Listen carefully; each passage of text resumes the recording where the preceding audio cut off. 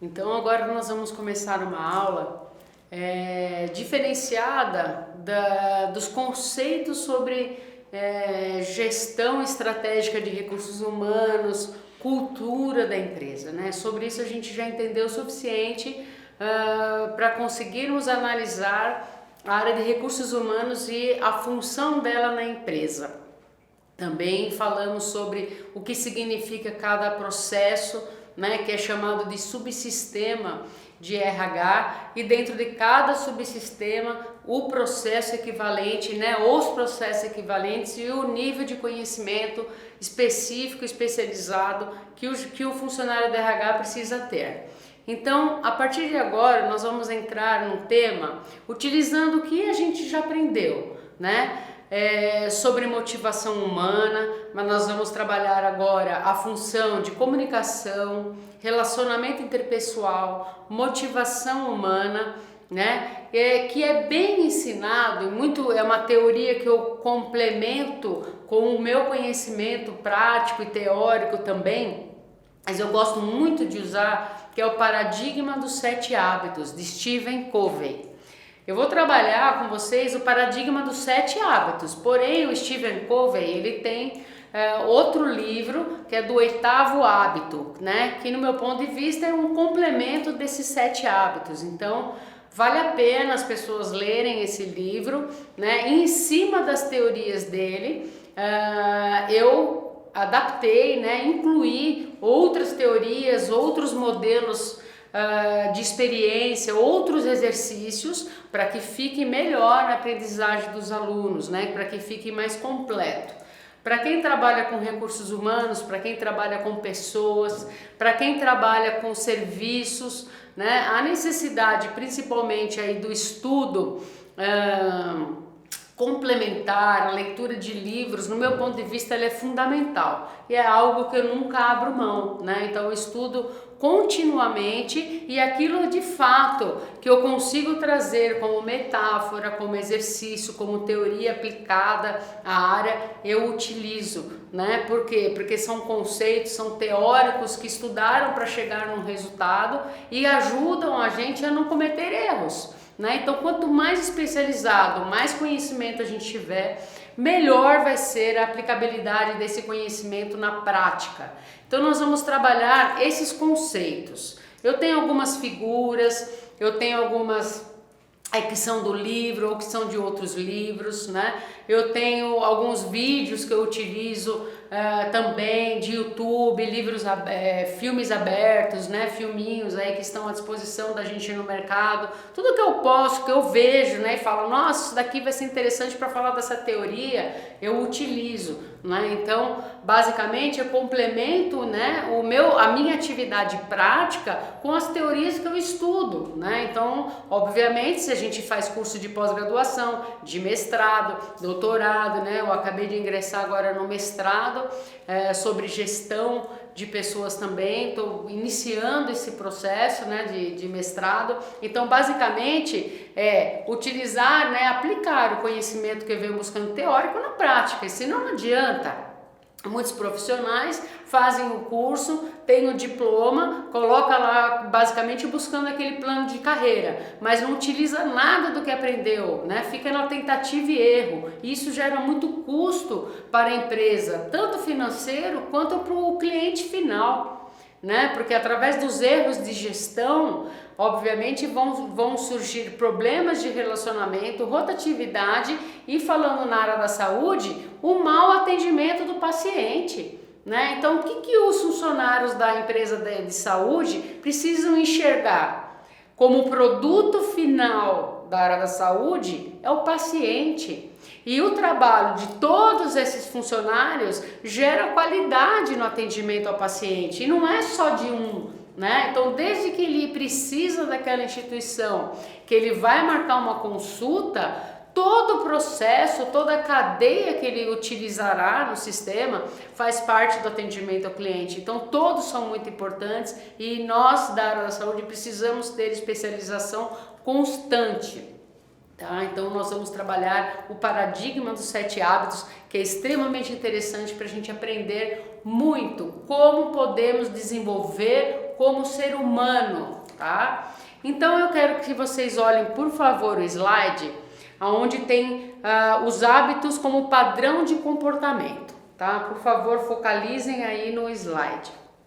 Ali vocês vão ver 3 círculos, olha que interessante, tá? Então a gente tem conhecimento, que gera competência, tá vendo que eu fiz uns tracinhos aí? Então, no livro, tá? Ele tá definido desta forma e as setinhas foram como eu coloquei a explicação para gerar mais conhecimento pra gente. Então, justamente, dentro da teoria, eu trago novas teorias e novas experiências para que a gente assimile essas teorias na prática, como funcionam e assim poder nos desenvolver, ok? Então, vamos lá. O que está em amarelo, conhecimento, o círculo vermelho, desejo, o círculo verde, habilidade. Esses 3 temas, né, conhecimento, desejo, lembra da motivação? Eu com conhecimento, eu com meu desejo, com a minha motivação e com a habilidade, eu crio hábitos. É isso que a gente vai trabalhar, é isso que a gente vai buscar entender como funciona. Quanto mais a gente repetir esse ciclo, por isso que está desta forma interligado, melhor o hábito fica desenvolvido. Então, falando em hábitos, o que nós temos? Você tem o hábito de fumar. O hábito de fumar é um hábito repetitivo, né? Eu trago o exemplo para ficar mais fácil a gente entender essa relação teórica. Então, os hábitos, eles não necessariamente são comportamentos positivos somente, são os negativos também.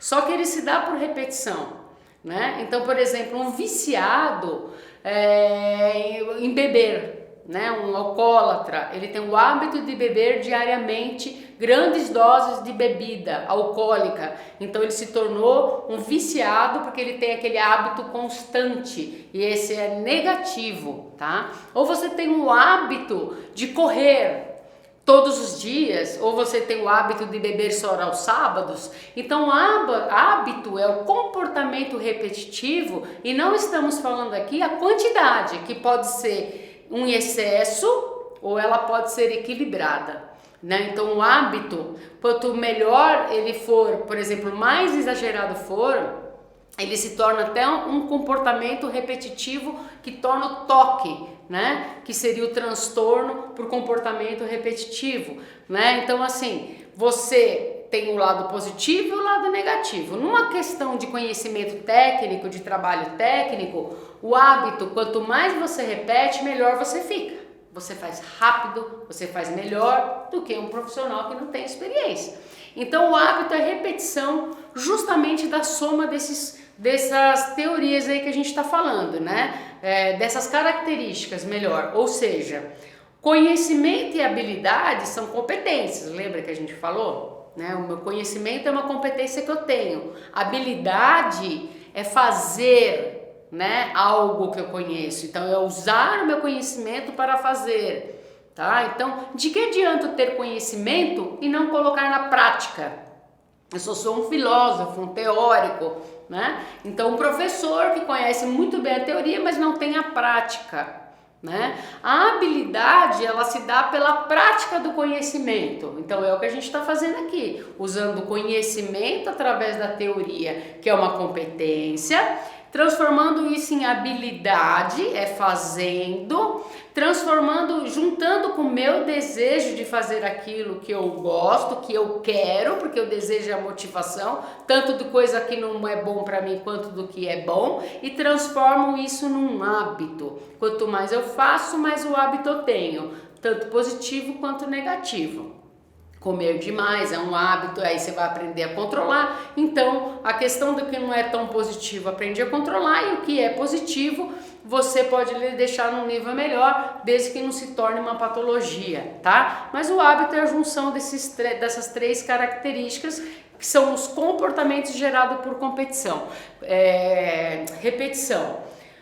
E essa é a teoria principal. Nós vamos falar dos 7 hábitos melhores para o desenvolvimento das pessoas, ou seja, como que a gente pode desenvolver, tá? O livro o Paradigma dos 7 Hábitos. Então, quais são esses hábitos que o Stephen Covey seleciona de tantos hábitos que temos, tantos comportamentos que temos, né? Seleciona como ótimos para a gente conseguir fazer um desenvolvimento como ser humano. Sempre, quanto mais você tem, melhor. Mas se você tiver esses 7 pelo menos, você consegue ser um bom gestor, um bom administrador da sua vida, consegue ter um bom resultado na sua vida. É muito interessante a gente pegar essa teoria e levar para entender o que eu posso desenvolver e me tornar como um bom profissional, né? Então vamos levar muito a sério esses 7 hábitos e como a gente pode se transformar num profissional melhor. Não só aquele que tem formação, faculdade, pós-graduação e aí se relaciona bem. Tudo isso faz parte do conjunto. Para você ter esse conjunto, com certeza você tem uma soma de hábitos que te leva a ser um bom profissional nesse aspecto. Tanto da parte de conhecimento, quanto de habilidades, quanto da parte de comportamento, que vai somar e tornar os hábitos que vai te tornar um profissional bom. Tá? Então, se você tiver conhecimento e não tem habilidade, de nada adianta, você não consegue fazer. Né? Se você tem habilidades e não tem conhecimento, você não consegue se fundamentar.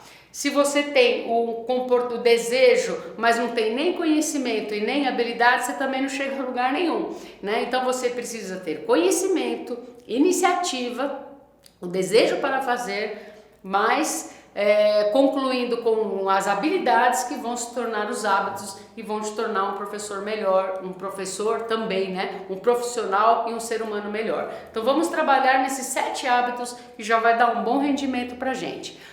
Peguem por favor o slide que está explicando os 7 hábitos que nós vamos desenvolver nessas aulas, tá? Então vamos lá, paradigma dos 7 hábitos. Eu vou explicar como funciona porque é bastante importante a gente entender sobre esse desenvolvimento, né? Ele divide em 3 partes esses hábitos, que significa 3 desenvolvimentos, 3 etapas de desenvolvimento. Olha que interessante, tá? Primeiro, né, o autor ele coloca o seguinte: o ser humano ele é dependente.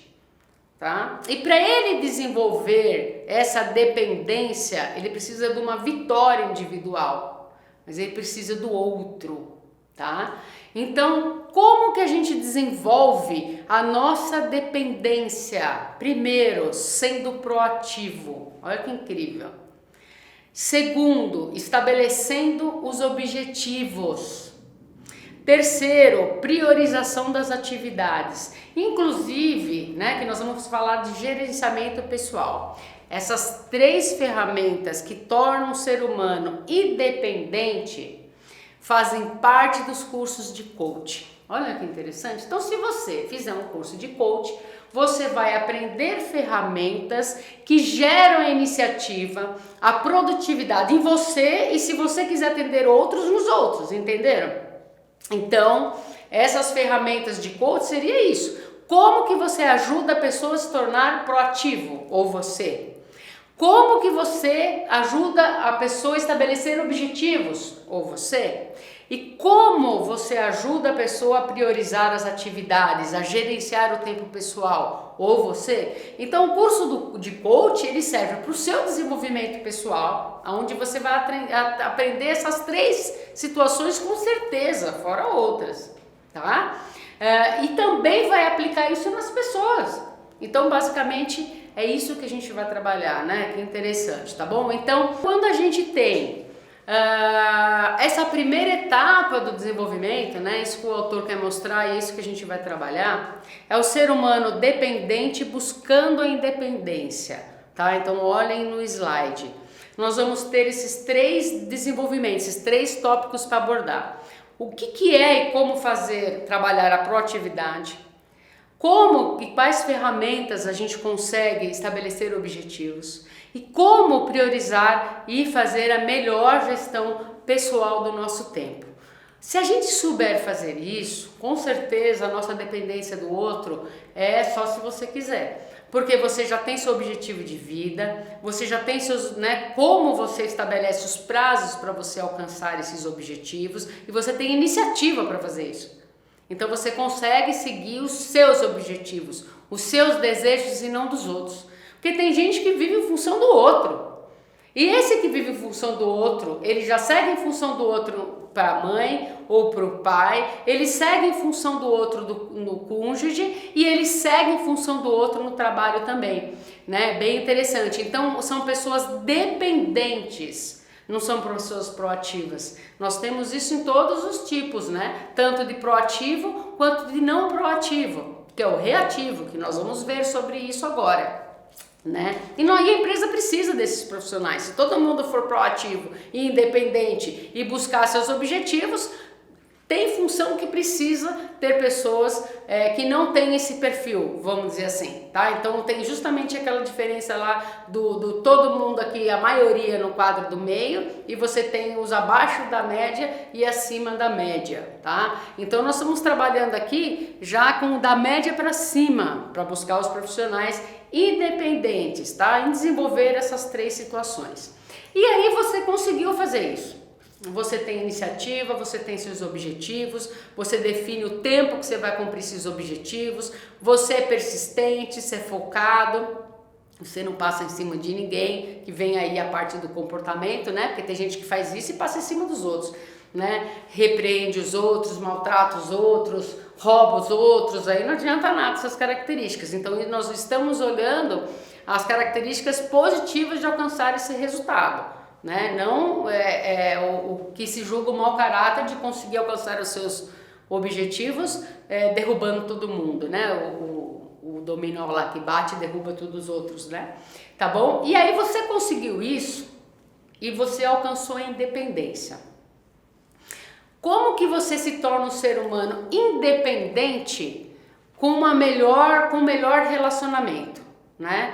Como que você sai desse e mantém essa questão de você buscar os seus objetivos, mas de você se relacionar melhor? Lembra da pirâmide de Maslow lá, quando você sai do básico, né, já conseguiu as necessidades primárias e você busca a secundária. É a mesma, percebe como o desenvolvimento humano cria formas diferentes de teoria, mas o objetivo é levar a pessoa a interpretar e entender o mesmo caminho, né? Então, na independência, o ser humano ele busca a vitória pública. Olha o slide. Ou seja, eu já sou independente, agora eu preciso de um relacionamento interpessoal bom. Quanta gente que a gente conhece que é um cara técnico fantástico, mas ele é péssimo na comunicação, no relacionamento. Ele é egoísta, ele só pensa nele, porém ele é um baita técnico. Mantém ele atrás do computador quieto sem se relacionar com ninguém, né? Ou na atividade dele ali de cabeça baixa, na máquina, sem se relacionar com ninguém, que ele pode realmente ser eficaz. Mas se o profissional precisa, além de conhecimento técnico, relacionamento, ele tem que buscar essa vitória pública para ser o melhor profissional. Como? Quais competências que a gente consegue buscar e desenvolver esse relacionamento, tá? A gente vai estabelecer parcerias, priorizar a compreensão, criar sinergia. Então isso é a vitória pública. Como eu me relaciono melhor com os outros para gerar esse segundo estágio de desenvolvimento. Terceiro estágio de desenvolvimento, né? Eu já sou independente, eu sou um bom profissional, sou especialista, conheço muito, tenho um bom contato no mercado, um bom relacionamento, tenho ótimos parceiros e agora eu vou buscar a interdependência, que é a superação do eu, né? É você entrar num estágio maior. Você já tem, sabe aquele estágio de autorrealização da pirâmide de Maslow? É a interdependência para Stephen Covey. Essa é a minha associação, é assim que eu enxergo. Eu acredito na pirâmide de Maslow e acredito justamente no paradigma desses 7 hábitos, né? Que você desenvolvendo esses 7 hábitos, com certeza esse é o desenvolvimento para você entender e se enquadrar lá na pirâmide de Maslow, né? Então quer dizer, você tem a pirâmide de Maslow, você se encaixa num lugar diante da sua necessidade. Como você desenvolve? Gestão por competências. Quais são as competências que eu posso desenvolver para ir subindo aqueles degraus na pirâmide de Maslow? Essa daqui é uma dica boa, né? Então são os 7 hábitos que realmente faz a gente sair e passar da dependência para a independência, passar a entender esse relacionamento e as parcerias que convém pra gente, e aí tem as características semelhantes que se atraem, né? E a interdependência, que é a busca da autorrealização, que é o topo da pirâmide de Maslow. Então essas são as competências que nós vamos desenvolver para ter justamente aquele resultado de chegar na autorrealização, ok?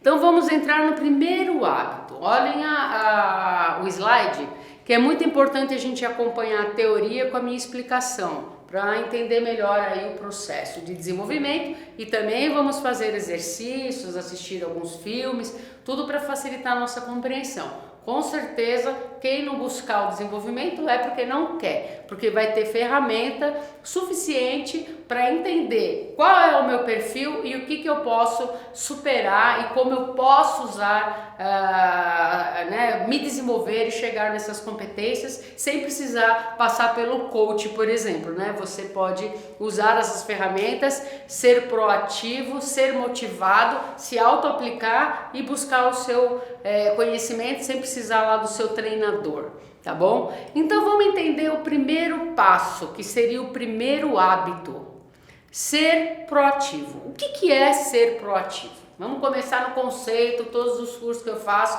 eu sempre trabalho no conceito. Não dá pra gente trabalhar sem entender o conceito em relação a comportamentos, habilidades, porque cada um tem uma forma de entender esse conceito, tá? Então, o que é, lembra que a gente falou o que é motivação, que é motivo para ação? O que é ser proativo, né? Antes tinha o hífen lá, proativo, junção de duas palavras de novo, né? O indivíduo proativo, né, é o que adianta a atividade. Proativo. Essas duas palavras juntas significa que ele é proativo, que eu sou proativo, que eu tenho iniciativa.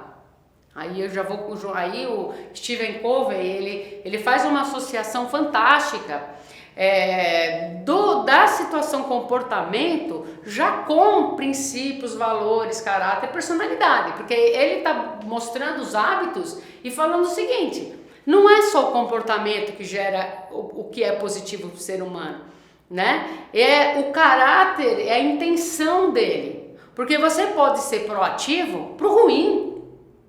Um traficante é proativo em buscar vender a droga dele, né? Então esse é o lado, vamos dizer assim, é o inteligente do mal, né? Ele tem conhecimento, ele tem iniciativa e ele utiliza de forma negativa.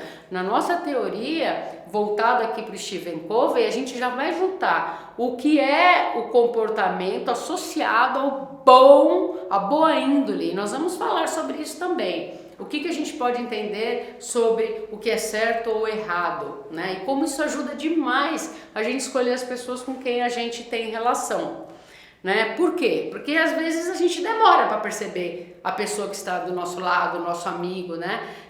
Mas uma hora você conhecer esses conceitos, você vai perceber. Quanto mais você conhece o conceito, mais rápido você percebe, por mais que a pessoa tente te manipular. E nós vamos aprender isso também, né? Porque quem não presta e estiver com pessoa que presta, ele tem interesse nessa pessoa, ele vai manipular a situação para ter o resultado que ele quer, até a hora que é percebido que ele realmente não tem boa intenção, e aí essa pessoa ou se associa de vez ou se afasta, né? É 8 ou 80, tá bom? Então o indivíduo proativo, ele tem iniciativa, com atos baseados em valores, voltado para o centro de influências. O que é centro de influências, né? Então olha o slide. Nós temos estímulo-resposta, né? Muita gente já ouviu falar, é estímulo-resposta. Quando você é proativo, você tem liberdade de escolha. Olha que interessante, né? Então você está numa empresa, você tem um estímulo, você gera uma resposta e você pode escolher. Se a empresa te pedir para você fazer algo errado, você só faz se você quer, porque você tem a liberdade de escolha. Por isso que eu digo, você entra na empresa, você sabe que ela não paga certo. Uma coisa é você ser enganado, outra coisa é você saber que ela não paga certo. Questão com o governo, não cabe à alta administração, não a você, certo? Você entra e sabe que ele paga errado lá, não paga um imposto de renda, não sei, algum pagamento ele não faz. E você fica lá X anos e depois você sai e processa. Porque ficou liberdade de escolha. Porque se você de fato entende, se você ficou e teve essa liberdade de escolha, então que não processe, penso eu assim, que é você que quis, você não foi enganado, a não ser que você descubra, depois de um bom tempo, que não foi recolhido o seu fundo de garantia. Né? Aí você descobrindo isso, você sai da empresa, mas a maioria sabe, fica na empresa e depois processa a empresa, tá? Então é mais ou menos isso que eu quero mostrar em relação a estímulo-resposta, tá? Você, como proativo, você tem aquela situação te estimulando para você ter uma reação, você pode escolher qual a sua decisão, qual a sua reação e vem a resposta, tá? A liberdade de escolha, na nossa transparência, no nosso slide, ele é demonstrado da seguinte forma: imaginação, consciência, conhecimento e vontade. Muitas vezes a gente não pode escolher em sair de imediato, muita gente pode estar falando isso, né? Então assim, mas eu tô trabalhando, eu vi que paga errado, mas eu não tive outra opção, eu tenho que sustentar minha família, eu aceitei porque eu preciso fazer faculdade. As pessoas vão ter diversas situações para aceitar aquela situação. Cabe eu não fazer julgamento, né? E sim demonstrar a teoria e fazer cada um pensar, né? Que assim, não é um pobre coitadinho funcionário que está sendo enganado pelo empreendedor e ele foi corrompido, né? Se foi é porque quis, porque sabendo da situação, a não ser que ele não saiba, como eu falei, aí descobre, sai, vai buscar os direitos dele. Mas sabendo é porque ele quis, porque justamente ele tem a liberdade de escolha, né? Ele tem conhecimento e ele fica lá se ele desejar, ou ele pode ficar por um tempo e mudar a atitude dele. Então ser proativo é isso, tá? Você ter liberdade de escolha na sua ação. E o que é o círculo de influências? Olha no outro slide. Energia positiva do foco proativo. O proativo, ele está dentro do círculo. É o círculo de influência, tá? E ele tem essa energia positiva fechando o problema, diminuindo o círculo de problemas. Tá vendo? Então, o ser humano proativo, ele resolve problemas, ele tem soluções. Então, quando você pega pessoas muito proativas, são aqueles que resolvem todos os problemas. São pessoas mais positivas, são pessoas mais comprometidas, são pessoas que utilizam a criatividade, que utilizam a energia para resolver problemas. Precisa ter energia, precisa ter conhecimento, precisa ter iniciativa. Muita gente pode ver e falar que não consegue resolver o problema, mesmo conhecendo. Então, quando a gente fala de uma pessoa proativa, a gente tem uma régua, né? Vamos dizer assim, você tem uma régua onde você tem um muito proativo, que onde ele estiver, ele vai se dedicar 100% a resolver aquele problema, achar soluções, se envolver. E você tem os que têm menos proatividade, tem menos energia, menos conhecimento, mas ele é proativo, né? Ele resolve problemas, ele vê o problema, ele vai atrás da solução dentro do nível de conhecimento e energia que ele possui, tá? Então o ser humano, independente desse grau que eu tô falando, desta régua, desse percentual, o proativo é esse, é o cara que onde ele tá lá e ele gera soluções. Os problemas são mínimos em volta deles, porque eles sempre resolvem os problemas, né? Muito bem. E o que é um ser humano reativo? Óbvio, o oposto ao proativo. Vamos ver lá então de novo o slide. O indivíduo reativo é afetado pelo ambiente e tem reações guiadas pelo emocional, voltado para o centro da preocupação. Modelo reativo, estímulo-resposta. Tem algumas situações que um superior ataca o inferior, hierarquicamente, de força, né? Então é um cara mais forte, é o pai com o filho, né? Então é a questão na empresa do chefe com o subordinado, e acontece às vezes o modelo reativo, porque é uma autodefesa. Então é um superior te atacando, onde você reage porque você está sendo ameaçado, tá? Então algumas vezes, mesmo proativo, na maior parte do tempo, ele também é reativo. Não tem 100% proativo e não tem 100% reativo. Então nós temos pessoas mais reativas e mais proativas. Quando a gente fala de comportamento e psicologia, é importante a gente entender o básico. Não existe um perfil puro, não existe pessoa 100% honesta, 100% boa, 100% proativa, 100% reativa. Existe pessoa na índole, um percentual maior em cada comportamento em que vai constituir o caráter e a personalidade dela. Né? Então a soma de características positivas, na maior parte acima de 50%, vai gerar um bom caráter, né? Uma pessoa com boas intenções. Aí é caráter e personalidade que a gente vai entender também, tá? E a soma das características, dos comportamentos, na maior parte negativos, vão transformar essa pessoa numa mau caráter.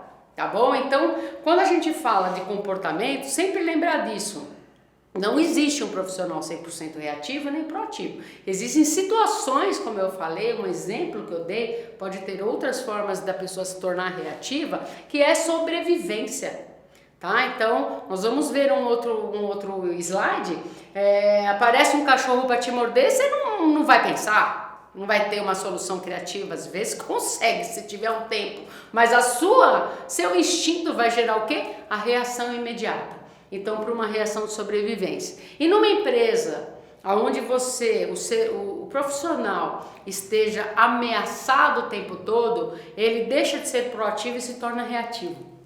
Né? Então, você fala assim, Paulo, as pessoas mudam o comportamento na empresa? Claro, você pode ter um profissional excelente, né? Técnico, com conhecimento, feliz, proativo, e entra numa empresa oposta àquilo que ele achou que ela era, né? Que não paga certo. Eu falo muito disso porque é a parte do RH, né? Mas que os gestores são agressivos, maltratam os funcionários, não há reconhecimento, enfim, um monte de aspectos negativos. Esse profissional, ele se fecha, ele se torna reativo. Eu só faço aquilo que eu preciso. Eu cumpro o meu horário de trabalho só, sendo que ele tem um perfil excelente e poderia contribuir muito mais, né? Mas ele é pressionado para isso acontecer, né? Então o nosso comportamento justamente oscila diante do ambiente que nós estamos, tá? Para quanto mais a gente conhece a pessoa, mais a gente sabe o perfil dele, tá? Então vamos lá. O perfil reativo é o oposto do proativo. É o cara que você tem um estímulo e resposta. Essas pessoas são mais operacionais também, né? São geralmente os líderes autoritários e os líderes centralizadores se dão melhor com perfis reativos, né? É o cara que pode ser uma boa pessoa, ninguém está falando que ele é mau caráter, né? Mas nós estamos falando de pessoas que têm baixa criatividade, baixa iniciativa, baixo comprometimento também.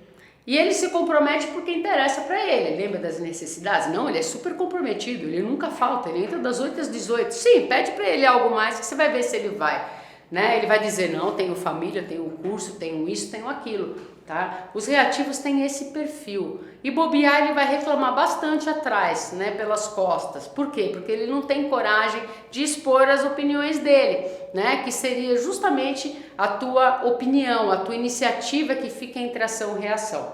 Então os reativos, eles se dão muito bem com perfis autoritários, né? E centralizadores, tá? Por quê? Porque ele faz o que você manda. Você fala para ele fazer, ele faz. Independente se for um excelente profissional ou não em relação ao conhecimento. Mas é o cara que faz, tá? E pouco ele expõe a mentalidade dele, o pensamento dele, a crítica dele ou a criatividade dele entre o que se fala e o que se faz, tá bom?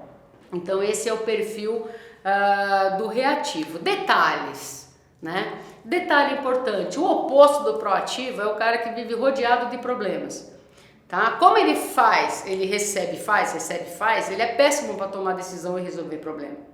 Geralmente os problemas fazem parte da vida dele, né? Então tudo é problema para esse ser reativo.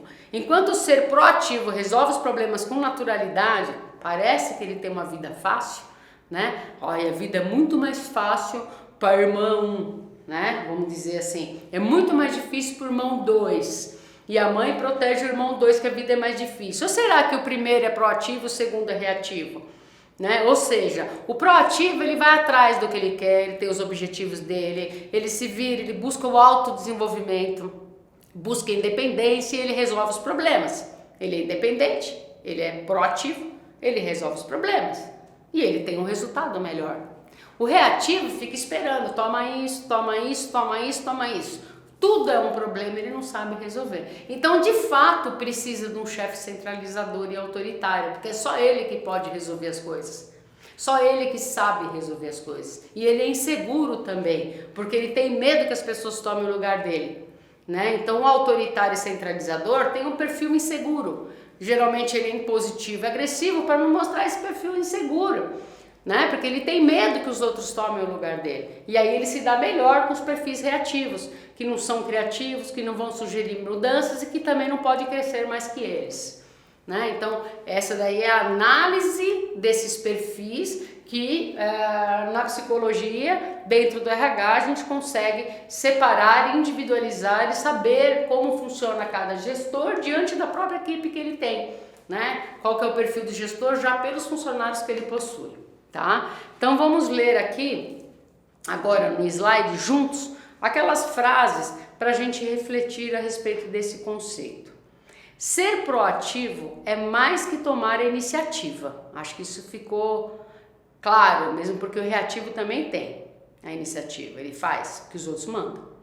É reconhecer que somos responsáveis pelas próprias escolhas e que temos liberdade de escolher com base em princípios e valores.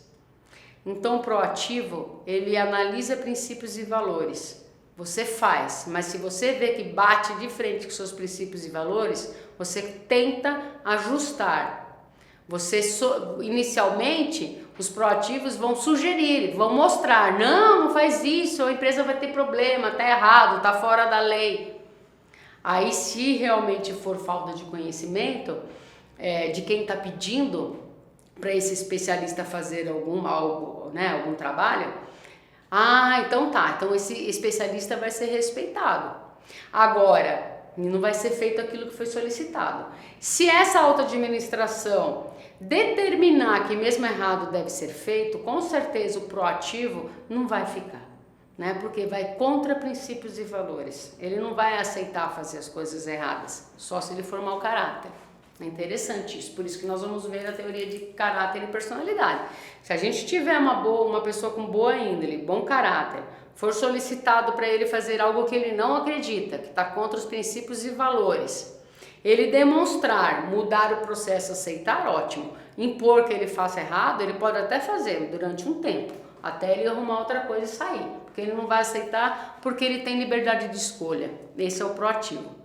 As pessoas proativas são agentes de mudança e escolhem não ser vítimas e reativas, nem pôr a culpa nos outros, que é o que mais o reativo faz. Ah, mas eu fiz isso porque o chefe mandou, isso deu errado porque o gerente mandou, isso não foi bom porque o fulano que fez, né? Então os reativos, eles têm justamente o que mais se escuta da boca dele, que existem problemas, que ele está atolado em problemas, e que os erros não foram causados por ele, sim pelos outros, né? Esses são os reativos. Então, acho que ficou bastante claro sobre ser proativo e reativo.